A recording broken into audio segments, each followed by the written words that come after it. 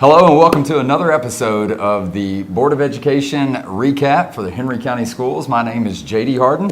I'm your Director of Communications, and I'm joined here again by Superintendent Mary Elizabeth Davis. Welcome again. Thank you. We're glad to have you back, and we're glad to have you with us today as we recap all the things that took place during our February Board of Education meetings, both our study session and our business session. But we're going to go ahead and get things kicked off first with our grand welcome this month. I'd like to share a little bit about that. Yes, perfect. So we kicked off our February board meeting first and foremost celebrating Black History Month and acknowledging the exceptional instructional activities that are happening in each and every one of our classrooms across this county, along with great assemblies and celebrations, recognizing the contributions of African Americans to our community and to our great nation. We also had amazing artwork on display that we were able to showcase our young artists here in Henry County who were emulating African American artists or even portraying significant scenes from the Civil Rights Movement. It was just a lovely way to kick off our February board meeting.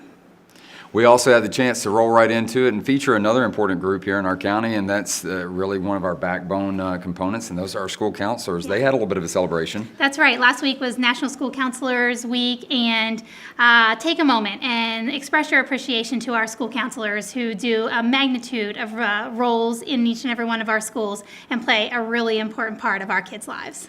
Now, one of the most important things that we talk about here in Henry County Schools is the security and safety of each and every one of our students, our 42,000 students and 5,000 plus employees.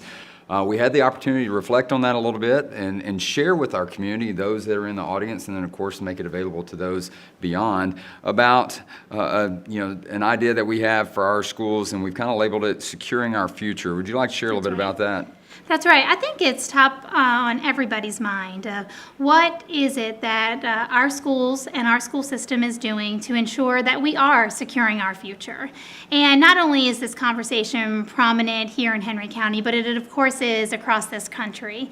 And we've had an opportunity to bring large numbers of community members together to really think through and talk through and make recommendations on how we just keep getting better as a school system. We specifically identified two key areas of securing our future. The first was, what has Henry County Schools done to secure our campuses? And the second is, how are we taking on the responsibility of securing a positive learning environment?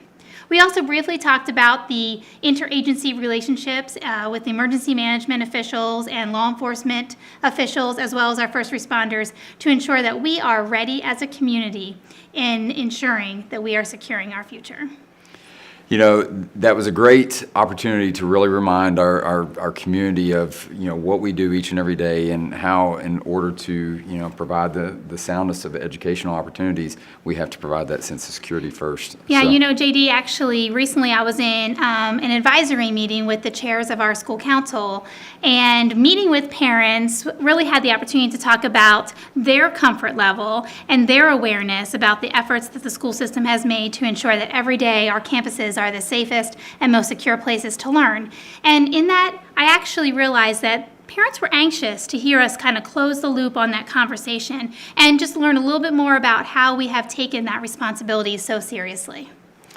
Well, it was a great segue talking about that, especially on this particular board meeting, that we were able to share that information in a nice little video that we'll be sending more information out for our community to take a look at in the coming days. So please stay tuned. We'll be sending that out through the school systems, or through our school system communication, as well as through our individual schools and the administrators, making sure that's available to all of our stakeholders.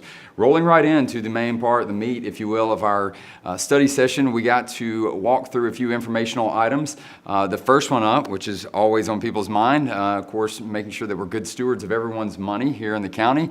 We got to hear a financial update from Ms. Christy Willis, who is our Chief Financial Officer. After her, we also heard from Mr. Josh Malcolm.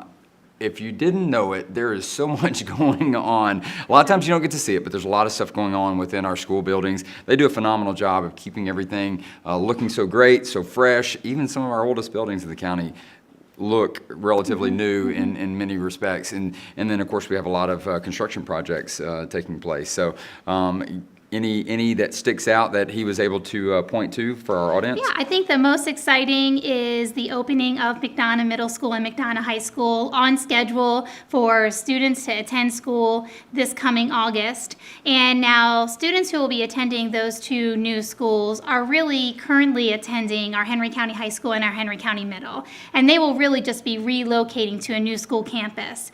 And that's exciting for teachers, for families, and definitely for kids. And so we were able to report that we are on schedule, on time, and ready to deliver. Fantastic. Can't wait to see those schools. They're almost finished. If you haven't been close to Postmaster Drive or Highway 155, take a drive over. They're going to be great additions to the already stellar buildings we have in our school system. Moving on from there, we were able to hear from Ms. Nicole Holcomb, who's our Executive Director of Legal Compliance, about a very important issue, something that we review on an annual basis, and that would be our Code of Conduct. Okay. A little bit about what she shared with the audience. Sure. As required by our board policy, we conduct an annual review of the Code of Conduct, and actually required by Georgia Code, we incorporate a parent participation component to that. So Nicole Holcomb was able to sort of launch that process for us, but this year it is going to be more than an editing process to ensure that we are aligned with Georgia Code and we are aligned with any new state board regulations, but we are truly taking a comprehensive look to ensure that we are comparable in our code of conduct and our approach to discipline with our Metro District neighbors as well as our Griffin-Risa District neighbors. And so this comprehensive review that kicked off yesterday is truly invitational for your participation. And you can learn more about how to participate and provide some feedback into that code of conduct by going to our website. Exactly right. We've also made that information available through all of our social media channels. So if you're not following us on Facebook or Twitter, please do so. We also are sending it out through communication in our Infinite Campus communication tool. So there's lots of ways that we're trying to bring this to your attention because we feel it's very valuable to have your feedback and your input on this important process. If you do have comments that you would like to submit about our Code of Conduct, please email them to publiccomments@henry.k12.ga.us. Hopefully you'll see that there at the bottom of your screen, and we'll be receiving those through March 8th of this year. So moving on from there, we did get to hear again from Miss Melissa Morse, who is our Chief Officer, of Learning and Performance, and she was able to talk about an audit that we just had. And people hear the word audit, they often think of as something that pertains to finances, but this is not the case. Tell us a little bit about what this instructional resource audit meant for our district. Sure. I mean, actually, JD, this takes us back to about April of last year when I was able to share some of my first analysis on my first few months here joining the organization. And I really heard time and time again from both teachers, from parents, and from students a real just sort of eagerness to understand our collective portfolio of student resources for both teaching and for learning, and for parents who are an extension of that learning happening at home. And through those anecdotal conversations and sort of some ongoing feedback groups, we realized that there would be a tremendous advantage to assembling an external review team to spend dedicated time. It actually was four months of time, really examining all of our historical acquisition, as well as the number of clicks that are being used on our devices, as well as the perception that teachers have on what they're finding most useful in their instruction. The findings of that review are really going to drive our next steps as an organization. And I actually think that this is pretty important to both our educators in the community as well as our families. First of all, our board will focus on updating its resource acquisition policy in this coming spring. It will then direct the organization on how we proceed with acquiring resources and distributing them to all of our schools. Now, when I talk about resources, we're really talking about those materials that are in the hands of teachers and in students' hands to teach and learn the standards for any given course or content area. And so I think there's a real appetite to have some camaraderie and consistency around those resources, and this sort of set the stage for making some good strategic decisions moving into the new year. Of course, the information that she provided was very well received by the board. They were really excited about all that she was able to share and really lay out, an opportunity to share with them the things that are going well in our schools, the things that hopefully we can utilize their support as we move forward, and especially as it comes to setting policy. I think this will be very, very important for our board members, and so they were able to provide that valuable feedback to Ms. Morse. I actually think this is a perfect example that emulates just how exceptional our Board of Education is. The leadership that they provide for this district can be found in how seriously they take what it is we're putting in the hands of teachers and in the hands of kids, and how we support families at home. And so I think this was just really representative of the vision of our Board of Education to ensure we continue to get better, continue to grow, and continue to improve how teachers and students experience learning. Now, we're looking forward to hopefully next month being able to share with our stakeholders some good information on some of our test scores from our end of course tests from the winter milestones. We hope to have information available to share with you on the progress of our students, and I think that'll be very beneficial to see the progress that we've made just in this one school year alone. Moving right along, the last part of the study session is really an opportunity to preview a couple of business items that the board will have the opportunity to weigh in on in the business session, and so we'll talk about those here momentarily, but sandwiched right between our study session and our business session was a very important component to our board meeting yesterday, and that was a community conversation about the budget development for our FY20 budget. That's right. Very, very important stuff, very well received last year. Your take on what you saw from the community and what you heard from those that you were able to visit with. Sure. Well, first and foremost, as a public institution, we take quite seriously our responsibility for public funds. And we know that taking seriously our budgeting of public funds requires us to have grand conversations with our community. So we did just that. We actually started this concept last February, where we had our first community conversation on budget planning. And at that time, we were able to generate lists of priorities for what people saw as important components to dedicate funds for the school system that they value so much. Believe it or not, that feedback served as a foundation for which we built our FY19 budget. So we just thought, what a perfect way to kick that off again. This community conversation was well attended, and you could just feel the energy and excitement in the room when community members had the opportunity to contribute in small groups to how should we prioritize our funds this coming budgeting cycle. Now, of course, Christy Willis, our CFO, was able to provide an overview and really start to educate all of us on what are our revenue sources, what are some of the expenditures we can anticipate, and how are we planning to make good stewardship decisions as we head into this next school year. You know, all of the things that we're talking about, all the documents and various presentations that result from our board meeting are available online. So we always encourage you to go find those online at our school website, our district website, www.henry.k12.ga.us. Once again, hopefully you can find that there at the bottom of your screen. But we want folks to be able to be engaged, and there's just a plethora of ways to do that, and one, of course, is inviting people in to share those with us, and it was, as you said, it was very well received, and we had several of those folks stay over with us and roll right into that board meeting. And again, I know we sound like a little bit of a broken record, but when we get to the chance to kick off a board meeting, seeing and hearing from our students, it's always the right tone, and last night, the February meeting was no exception. So tell us a little bit about who we got to hear from. Sure. Our Locust Grove High School brass ensemble was able to perform, but more importantly, they performed a piece that was composed by a student currently attending Locust Grove High School and who was also a member of that ensemble.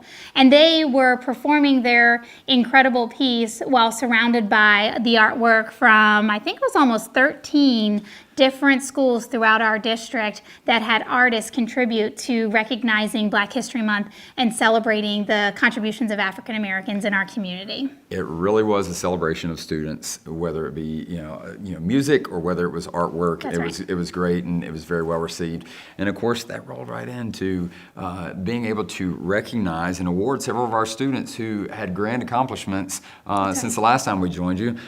We had our Ananya Augustine from Hickory Flat Elementary, who is our repeat spelling bee champion. She now moves on to the regional competition and gets the chance to defend her local title there at the regional level. We also got to recognize several students who were Literacy Day winners for their respective schools, but of course for the county, finishing in first place in things like poetry and ready writing, and then of course drama, everybody's favorite. And so we were able to recognize them, and of course their parents. It's always a good time. We like to call them the parent paparazzi. They were there to take plenty of photos, and of course we're able to share those out with everyone who wasn't able to be in attendance.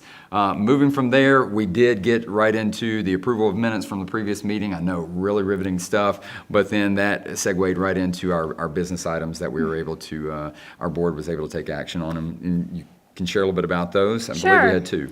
Yes. So this is where the board really takes the responsibility as an active member leading our organization. And the first of the business items that they took action on was to acquire resources for our elementary schools. In particular, the board voted to approve the purchase of a classroom library of, I believe, 300 titles for every single one of our classrooms at every single one of our elementary schools, grades K through 5.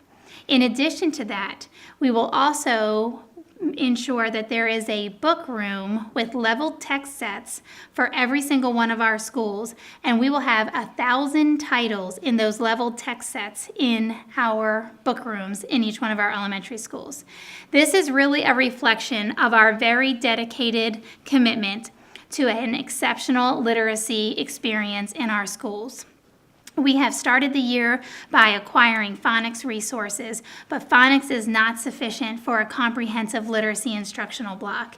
And we have now been able to couple that phonics resource with the texts that students can have in hand so that they are speaking to, reading from, and writing to high-quality text each and every day as part of the instructional experience. So this was an incredibly important approval for our Board of Education to make, and it's going to put resources right in the hands of our teachers and our students. And of course, the other main business item, again, one of those really exciting items, was the right-of-way easement approval for the Performing Arts Center that is coming up out of the ground in the northern part of the county in Fairview. But after that, it was a wrap-up with a lot of great highlights from each one of our board members, and including yourself, to talk about the good work happening all over our school system. And after that, it was a wrap. That's right, it was a wrap. Kind of like this show right here in this segment of our February Board of Education meeting highlight or recap reel. We want to thank you all for tuning in once again to hear all the wonderful things that are happening. Of course, this month of February does hold a special place for many of us as it's Valentine's Day. So to everyone out there, we wish you all a happy Valentine's Day. And until next time, I'm J.D. Harden, and this is Mary Elizabeth Davis, and we'll see you then. See you next time.